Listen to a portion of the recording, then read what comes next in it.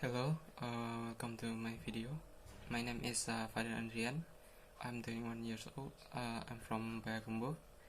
I'm currently studying English literature at Universitas Negeri Padang.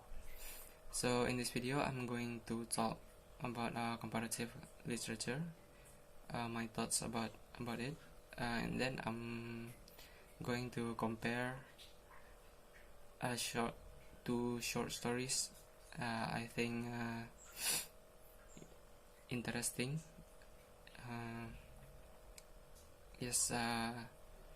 So after googling some definitions about comparative literature, an expert, Susan Basnet, defines that comparative literature involves the study of texts across cultures, interdisciplinary, and that it is concerned with patterns of connection in literature and other studies across both time and space.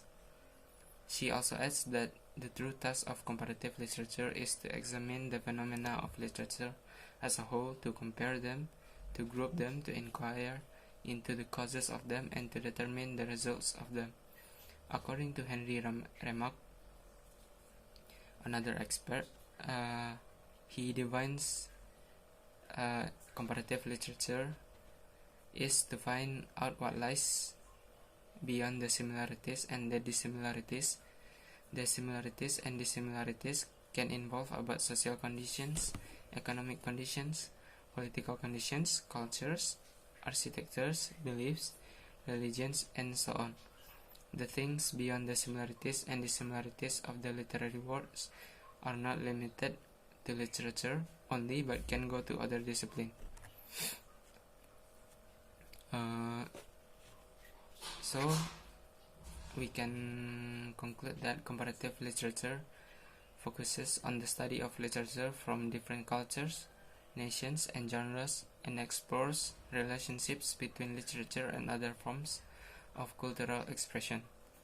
Comparative literature is an academic discipline devoted to studying how culture and literature are expressed differently in different nations and languages. According to some scholars, the term comparatists, as students and scholars of comparative literature are in a unique position to highlight and change the way literature influences culture. The first story that I found interesting is Turn by Charlotte Perkins Gilman. Feminism can be seen clearly in the short story. After figuring out the infidelity of her husband, first Mrs. Maronier thinks about dragging Gerta out of her house. She then quickly understands it, and instead of blaming Gerta, she blames her husband. Mrs. Maronier refers to the relationship as this was not love. She feels pity for Gerta that her husband used her. She also refers to Gerta as the victim of her husband. She emphasizes the fact that this is the sin of man against woman. This offense is against womanhood. Mrs. Maronier clears to the reader that this is an injustice not only towards herself but more to Gerta and her child. The infidelity of her husband makes her stronger than before, and she starts earning for herself and changes her name to Miss Wheeling, which was her maiden name. The second story is The Good Corn by H.E. Bates. The difference in class is the first thing that stands out to me.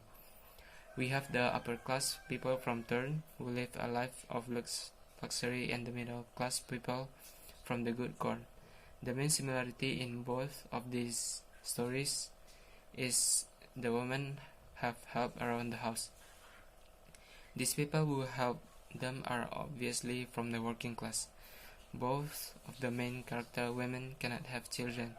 This does not become apparent until well into the second paragraph. At this point, we just think up all of the possible reasons and ways that this may reflect the ending of the story. Within the stories, we find out a lot about the characters, and we are able to build up a very vivid character profile on each one of them. In turn, it looks like Charlotte Perkins Gilman is trying to portray Mrs. Mariner as a warm, kind-natured woman who looks at not being able to have children as a downfall, but uses the fact she cannot have children as a way to make her marriage stronger. On the other hand, H.E. Bates portrays Mrs. Mortimer also as a kind-natured woman, but he also makes comments on her way of dealing with not being able to have children. He gets the point across that it is a woman's job to have children, and during the story there are several lines which help to make Mrs. Mortimer feel that she is not fulfilling her duty within the relationship. I think that's all from the video. Thank you for watching. See you in the next video. Thank you.